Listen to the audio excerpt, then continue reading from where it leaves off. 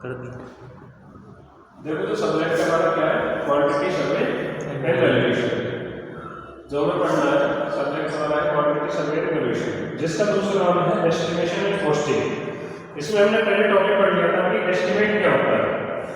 Estimate क्या होता है, किसी भी प्रोजेक्ट की या किसी भी वर्क की क्वांटिटी फाइंड आउट करना और उसका प्रोबेबल कॉस्ट को फाइंड आउट करने को क्या बोलते हैं, एस्टिमेशन। एस्टिमेट किसी भी प्रोजेक्ट के प्रोबेबल कॉस्ट जो हम निकाल रहे हैं वो क्या है, हमारे एस्टिमेट है कि कितनी क्वांटिटी लगेगी और कितनी उसकी कॉस्ट आएगी, तो उसको क्या बोलते हैं, एस्टिमेट बोलते हैं। क्वांटिटी की बात आई कि जितना जो मटेरियल यूज कर रहे हैं, मटेरियल जो यूज कर रहे हैं उसका कितना मात्रा है, जो कितने वेट में मटेरियल हमें रिक्वायर होगा, वो क्या है, उसकी क्वांटिटी है। यदि क्वांटिटी में हम रेट्स मल्टीप्लाई करते हैं तो हमारी क्या निकल के आ जाती है, कॉस्ट निकल के आ जाती है प्रोजेक्ट की। जो हमारे आइटम्स हैं, जो हमारे आइटम दे रखे हैं, जो हमें क्वांटिटी दे रखी है, उसमें अगर हम पर यूनिट की से पर यूनिट रेट से अगर हम मल्टीप्लाई करते हैं तो हमारा क्या बन जाता है, एस्टिमेशन। ये सारी चीजें हमने लास्ट क्लास में पढ़ ली। अब हम आगे चलते हैं कि टाइप ऑफ एस्टिमेट। किसी भी चीज का एस्टिमेट बनाने के लिए जो हमारे जरूरी चीजें वो क्या है, हमारे पास ड्राइंग होनी चाहिए, पहले डिटेल ड्राइंग हो हमारे पास। जब भी आप एस्टिमेट बनाओगे तो सबसे पहले आपको क्या मिलेगा, डिटेल ड्राइंग मिलेगी, स्पेसिफिकेशन होनी चाहिए और आपको रेट पता होना चाहिए। क्या पता होना चाहिए, रेट पता होना चाहिए। अब बात करते हैं डिटेल ड्राइंग की। डिटेल ड्राइंग आप जानते हो, जो काम कराने के लिए, जो कंस्ट्रक्शन कराने के लिए, जिसमें सारी डायमेंशंस गिवन हो, हर पार्ट की डायमेंशंस गिवन हो, स्टेयर की, बीम की, स्टील की सारी डिटेलिंग हो, वो किस में आ जाएगी, हमारी डिटेल ड्राइंग। डिटेल ड्राइंग में हमारे पास site plan, index plan, layout plan, ये सारी चीजें होनी चाहिए कि साइट प्लान क्या है, लेआउट प्लान क्या है, इंडेक्स प्लान क्या है। आप सिविल इंजीनियर हो, आपको क्लियर होगा कि साइट प्लान क्या होता है, लेआउट प्लान क्या होता है। ये सारी चीजें आपको पहले से ही नॉन होगी, जो हमने पहले डिस्कस कर ली है सारी। अब बात आती है स्पेसिफिकेशन की। स्पेसिफिकेशन क्या होता है, स्पेसिफिकेशन की अगर मैं बात करूँ, स्पेसिफिकेशन होता है कि कोई भी आइटम है, उसका नेचर, उसकी क्वालिटी, उसके नेचर के बारे में जानना, उसकी क्वालिटी के बारे में जानना, ये सब कौन डिसाइड करेंगे, किस में डिसाइड होगा, स्पेसिफिकेशन, कि किस ग्रेड का मटेरियल यूज होगा, किस ग्रेड का हमारा स्टील यूज होगा, कौन सी हम ब्रिक यूज करेंगे, किस टाइप की हम लेबर यूज करेंगे। सब चीज किस में आ जाती है, स्पेसिफिकेशन में। किसी चीज को हमने स्पेसिफाई कर दिया, किसी चीज का हमने नेचर स्पेसिफाई कर दिया, क्वालिटी हमने स्पेसिफाई कर दी, तो वो सारी चीजें किस में आ जाएंगी, स्पेसिफिकेशन में।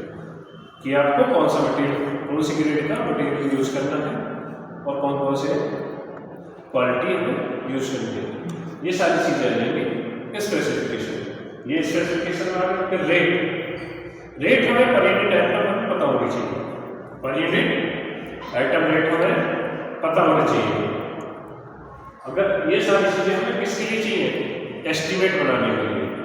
अगर आप एस्टिमेट बना लोगे तो आपको किस में हेल्प मिलेगी, टेंडर में, कॉन्ट्रैक्ट निकालने में, टेंडर निकालने में आपको कोई हेल्प मिल जाएगी और एक लगभग लागत जो है आपके प्रोजेक्ट की वो आ जाएगी।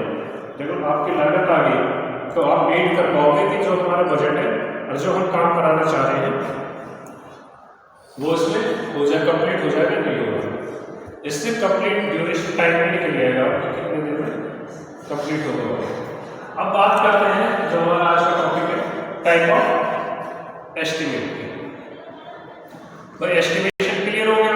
एस्टिमेशन क्या होता है कि किसी भी प्रोजेक्ट की प्रोबेबल कॉस्ट निकालना ही हमारा क्या होता है, एस्टिमेशन। समझ रहे हो, किसी भी प्रोजेक्ट की प्रोबेबल कॉस्ट को फाइंड आउट करना ही क्या होता है, एस्टिमेशन होता है। अब एस्टिमेशन के टाइप होते हैं। बस देखो, जब आप प्रोजेक्ट स्टार्ट करोगे, आपने शुरू में लगभग बजट बना लिया, लेकिन एट द एंड क्या होता है कि क्या है कि कॉस्ट बढ़ जाती है। अब क्यों बढ़ी, कैसे बढ़ी, तो उसके लिए हम टाइप ऑफ एस्टिमेट पढ़ने होंगे। एक्चुअल कॉस्ट आप जब ही निकाल पाओगे जब आपका प्रोजेक्ट क्या हो जाएगा, कंप्लीट हो जाएगा। कुछ ऐसी चीजें होती हैं कि जो एट द टाइम फेस करनी पड़ती है। कुछ प्रॉब्लम क्या है, एट द टाइम फेस करनी होती है। उससे पहले तो पता नहीं कि आज बारिश हो जाएगी, वो तो आपने कंसीडर करा नहीं जब आपने एस्टिमेट बनाया। तो फाइनल एस्टिमेट कब बनता है? जब हमारा प्रोजेक्ट कंप्लीट हो जाता है। कभी कभी क्या होता है कि कुछ काम भी ऐड कर देते हैं, उसमें कुछ वर्क भी ऐड कर देते हैं। तो उसी के लिए हमें दो तरह का एस्टिमेट पढ़ना होता है। एक तो होता है हमारा प्रीलिमिनरी एस्टिमेट और दूसरा होता है हमारा डिटेल एस्टिमेट। तो हमने इसको दो पार्ट में डिवाइड किया। फर्स्ट वन इज प्रीलिमिनरी, आपको दिखाई दे रहा होगा, दूसरा हमारा है डिटेल एस्टिमेट। तो प्रीलिमिनरी एस्टिमेट को हम एप्रोक्सीमेट एस्टिमेट भी बोल देते हैं और एब्स्ट्रैक्ट एस्टिमेट भी बोल देते हैं। कहीं भी आपको ये तीनों वर्ड लिखे मिले तो इसका मतलब एक ही, एप्रोक्सीमेट, प्रीलिमिनरी। प्रीलिमिनरी, प्री का मतलब क्या होता है? पहले। जो प्री का मतलब है स्टार्टिंग में जो बना रहे हैं, सबसे पहला क्या है? Preliminary estimate. तो लमसम लागत हमारी निकल जाएगी। तो प्रीलिमिनरी के डिफरेंट टाइप होते हैं। डिफरेंट टाइप क्या है? मीथेन estimate, cubical rate method, unit rate method. अब यहाँ पे हम बात करें plinth area estimate. Plinth area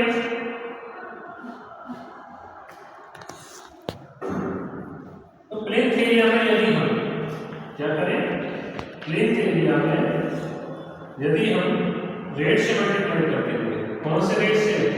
जो हमने पहले कोई प्रोजेक्ट किया है उसका रेफरेंस लेके उस रेट से अगर आप मल्टीप्लाई कर दोगे तो आपका कौन सा एस्टिमेट तैयार हो जाएगा?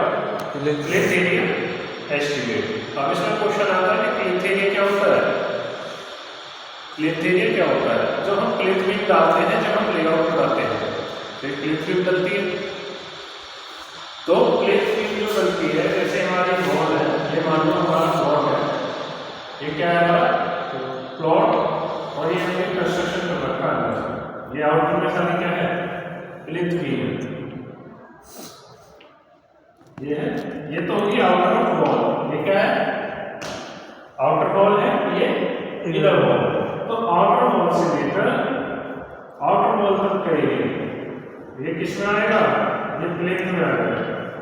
आउटर वॉल से आउटर वॉल तक का एरिया जब हम निकालेंगे तो वो एरिया कौन सा होगा? प्लिंथ एरिया होगा। आउटर वॉल्स का सारे का एरिया हमें फाइंड आउट कर लेंगे। तो ये हो जाएगा हमारा प्लिंथ एरिया रेट। अब आता है cubical rate method. Cubical rate method में क्या होता है? हम वॉल्यूम ले लेते हैं और वॉल्यूम में किससे मल्टीप्लाई कर देते हैं? रेट से मल्टीप्लाई कर देते हैं। क्यूबिकल रेट मेथड में आप क्या करोगे? किसी भी चीज का वॉल्यूम ले लोगे, जैसे वॉल है या स्लैब है या कोई भी है, उसका वॉल्यूम लेके उसमें अगर रेट से मल्टीप्लाई कर दोगे तो कौन सा आ जाएगा? Cubical rate method. ये कब काम आता है? जैसे कि आपको मटेरियल बनाना होगा, जब आप मटेरियल बनवाओगे तो क्यूबिकल रेट मेथड का यूज करोगे। जब आरसीसी की गाड़ी बनवानी है तो क्यूबिक में बनवाओगे। एक क्यूबिक का रेट आपको पता है, टोटल से मल्टीप्लाई कर दो तो आपका आ जाएगा। अब स्लैब की ढलाई होगी तो स्लैब का क्या निकालोगे? वॉल्यूम निकालोगे और पर यूनिट पर क्यूबिक से पर क्यूबिक रेट जो हमारा है उससे आप मल्टीप्लाई कर दो तो आपको क्या जाएगा? क्यूबिक रेट मेथड एस्टिमेट आपका तैयार हो जाएगा। ये केवल क्या है? ये एप्रोक्सीमेट एस्टिमेट है, एक्चुअल नहीं है। एक्चुअल कब पता चलेगा आपको? जब हमारा प्रोजेक्ट कंप्लीट हो जाएगा। फिर आता है unit rate method. Unit rate method हमारा यूज होता है कमर्शियल बिल्डिंग्स में। कमर्शियल बिल्डिंग मतलब जैसे कि हमारी हॉस्पिटल है, जब हम हॉस्पिटल बनाते हैं, हॉस्पिटल जो होगा उसमें पर यूनिट बेड के हिसाब से बनाते हैं कि कितने बेड के हॉस्पिटल है। जब भी आपने हॉस्पिटल का देखा हो कहीं भी, तो हॉस्पिटल कैसे होते हैं कि भाई 200 बेड के हॉस्पिटल है, 1000 बेड के हॉस्पिटल है। ये नहीं लिखा होता वहाँ पर कि भाई इतने फ्लोर के हॉस्पिटल है। कभी देखा तुमने कि भाई 12 मंजिला हॉस्पिटल है? कभी तुम्हारे यहाँ पर कोई ऐड भी होगी, ऐड में भी अगर आप देखोगे तो लिखा रहेगा 100 बेड, 1000 बेड, 500 बेड। ये हॉस्पिटल होता है। ऐसे ही स्कूल में होता है। स्कूल में क्या है? पर यूनिट के बेस पे ही डिजाइन होता है। तो स्कूल की बिल्डिंग हुई और हॉस्पिटल की बिल्डिंग कौन से मेथड में काम करती है? यूनिट रेट मेथड में काम करती है। तो ये सारी चीजें थी हमारी प्रीलिमिनरी एस्टिमेट के बारे में, जिसमें हमने पढ़ लिया कि एस्टिमेट क्या होता है, कैसे हम एस्टिमेट बनाते हैं, फिर प्रीलिमिनरी क्या होता है, उसके कौन कौन से टाइप होते हैं, आगे चलते हैं डिटेल में पढ़ेंगे। अभी हमने एक ओवरव्यू ले लिया इनका कि क्या होता है, फिर आगे जाकर उसका कंपैरिजन भी करेंगे परफॉर्म। अब बात आती है डिटेल एस्टिमेट की। सबसे एक्यूरेट मेथड कौन सा होता है? डिटेल एस्टिमेट, जिसको क्या बोलते हैं? आइटरेटिव एस्टिमेट बोलते हैं। जिसको क्या बोलते हैं? आइटरेटिव एस्टिमेट भी बोलते हैं। जब आप डिटेल एस्टिमेट बनाओगे तो डिटेल एस्टिमेट कैसे बनाते हो? पहले सीरियल नंबर, जब आप एक शीट बनाओगे डिटेल एस्टिमेट की कुछ इस टाइप से बनाते हो, तो बनाता है आपका सीरियल नंबर, फिर क्या आएगा? आइटम, कि कौन कौन से आइटम है वो यहाँ पे डिफाइन करोगे। फिर नोज आएगी कि कितने नोज है, कितने नंबर्स ऑफ आइटम है। फिर क्या आएगी? लेंथ, फिर विड्थ और फिर हाइट, और लास्ट में क्या आएगा? Total quantity. लास्ट में क्या आएगा? टोटल क्वांटिटी आप फाइनली निकाल लोगे। टोटल क्वांटिटी का लास्ट वाला आपका कॉलम होगा। तो इस टाइप के टेबल बना के आप कौन सा एस्टिमेट बना लेते हो? Detail estimate. डिटेल एस्टिमेट के लिए आपको आइटम पता होना चाहिए, उसकी लेंथ या कितने नंबर है, या उसकी विड्थ और हाइट, ये तीनों हमें पता होनी चाहिए। तो डिटेल एस्टिमेट और आइटम रेट एस्टिमेट, लास्ट में जाकर हमारा आइटम है, आइटम ये था, इसकी क्वांटिटी यहाँ निकल जाएगी, और क्वांटिटी में अगर हम रेट से मल्टीप्लाई कर देंगे तो आ जाएगा हमारा आइटम रेट एस्टिमेट। अब इसको निकालने के डिफरेंट मेथड होते हैं। डिफरेंट मेथड क्या? जैसे कि आपका रिवाइज एस्टिमेट, दूसरा क्या है आपका? सप्लीमेंट्री एस्टिमेट, एनुअल और मेंटेनेंस एस्टिमेट, क्वांटिटी सर्वे, ये तो जरूरी है क्वांटिटी सर्वे, और लास्ट में कंप्लीट एस्टिमेट।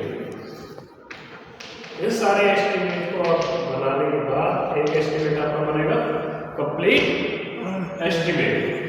तो रिवाइज एस्टिमेट क्या है कि मान लो कि हमारी कॉस्ट है जो हमने अप्रोक्सीमेट कॉस्ट निकाली है, यदि उसमें 5% से ज़्यादा का वेरिएशन आ रहा है, रिवाइज एस्टिमेट क्या कब बनाएंगे हम? रिवाइज एस्टिमेट, रिवाइज एस्टिमेट आपको जब बताना है कि जो हमने कॉस्ट निकाली है अपने प्रोजेक्ट की, अप्रोक्सीमेट कॉस्ट जो हमने निकाली है, यदि उसमें 5% से ज़्यादा का फर्क आ रहा है, 5% से ज़्यादा का फर्क आ रहा है, तो फिर आप कौन सा एस्टिमेट करोगे? रिवाइज एस्टिमेट बनाओगे, सारे आइटम को दोबारा से रिवाइज करोगे। फिर आता है आपका सप्लीमेंट्री एस्टिमेट। सप्लीमेंट्री एस्टिमेट कौन सा होता है?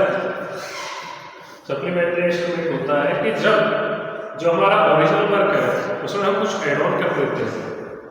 हमारा ओरिजिनल वर्क जो चल रहा है, जो हमने डिसाइड किया था प्री में, उसमें अगर आप कुछ एड ऑन कर दोगे, उस एड ऑन के बाद जो हमारा एस्टिमेट बनेगा वो कौन सा बनेगा? सप्लीमेंट्री एस्टिमेट में हम उसको रखते हैं। जब हम एड ऑन कर देते हैं कोई चीज़, मान लो अभी हमें कुछ और कराना था अपने प्रोजेक्ट में, अब आपने गेट्स बदल दिए, एल्यूमिनियम की कर दिए वुडन की जगह, या आपने कोई क्वालिटी बदल दी, तो इसमें यदि 5 से ऊपर 10% तक का 5 से 10% का फ्लक्चुएशन आ जा रहा है, तो फिर कौन सा यूज करूँगा? Supplementary estimate. किसके कारण आ गया फ्लक्चुएशन? क्योंकि आपने उसको क्या कर दिया? एड ऑन कर दिया। तो रिवाइज समझ गए? रिवाइज कब करना है? जब 5% से ज़्यादा का वेरिएशन आए। फिर सप्लीमेंट्री कब करना है? कि जब कुछ काम आप उसमें एड ऑन कर दो।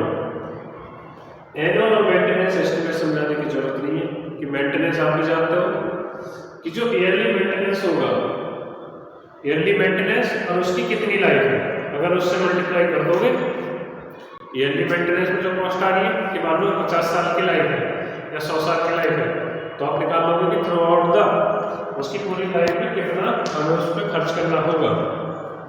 तो ये भी क्या आ गया? टोटल प्रोजेक्ट कॉस्ट आ गई। क्या बोलते हैं इसको?